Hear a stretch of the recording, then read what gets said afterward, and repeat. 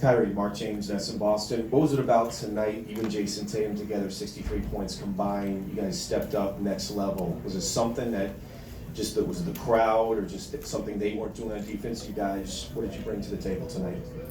I mean, I think we did enough to win, and they did enough to win as well in certain instances of the game. We made some big-time plays on the defensive end, getting defensive rebounds, making them miss, and just staying aggressive and staying poised down the stretch. I think we utilized some of our go-to plays down the stretch, who we wanted to attack, and we executed very well where guys were not necessarily dependent on taking those mid-range shots, but attacking the basket and trying to make plays within the play. And it worked well for us tonight. JT made some shots, and I made some shots as well, so we paced ourselves pretty well. But the object of the game was to outscore the other team, and I was trying to put as many points on the board as I could in that third quarter just to sustain something for us. We didn't start off as well as we would have liked, but that happens sometimes, and got to be able to weather the storm, and I think we did a great job of that tonight. Everyone involved. It wasn't about just putting points on the board, it was just about doing the little things, and it was a gritty win. And we understand the team that we're playing against, veteran team. So we got to stay locked in, and I think we did a great job. Kyrie, Adam Himmelsbach with the Boston Globe. You kind of carried things mostly through the first three quarters. Started that fourth, you're down 12.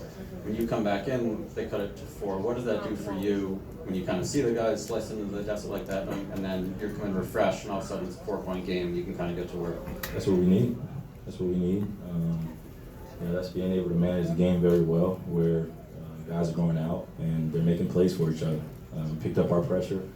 The ball handlers picked up our pressure on the pick and rolls, and we got stops, and we got on transition. Did, like I said, the little things. That's what's going to get you wins in these playoffs. Is not so much about the talent, not so much about always executing the right way. It's just about doing the little things in the time when it's needed in the game. And I think that we did that.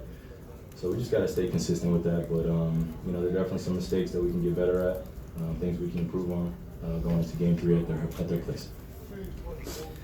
John Corrales, MassLive.com. When a guy like Myles Turner, who's been blocking a ton of shots, goes off the floor at the beginning of the fourth quarter, can you describe what it's like as an offensive player who likes to drive to see a shot blocker like that leave?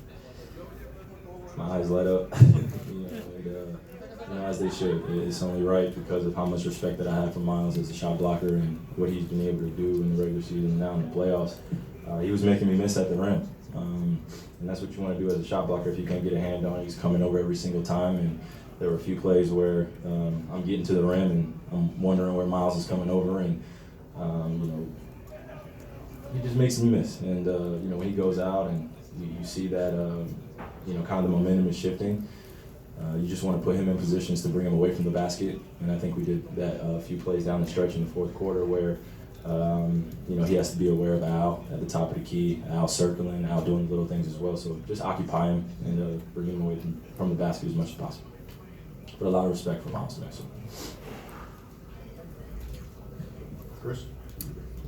Chris Gasper, Boston Globe. Kyrie, we've seen you had the type of game you had tonight against the Celtics. What was it like to have that type of game for the Boston Celtics?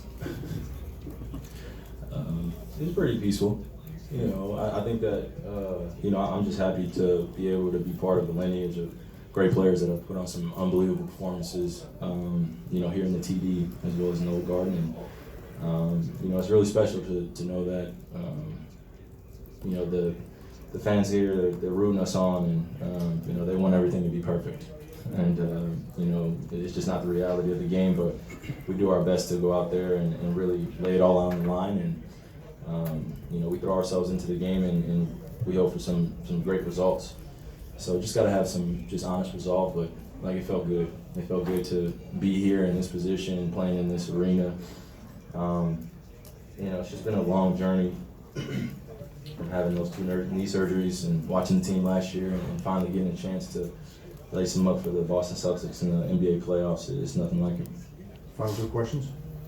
Joseph Pavone, WE.com, CLNS Media. Kyrie Irving, just talk about the progression you've seen from this team in terms of late game execution. You saw it done on both ends of the floor tonight against the Pacers. Just speak about that and what you've seen throughout the past few months up until now. Well, there's a different energy in the building when we step in, because we know that we got to do everything it takes to win, and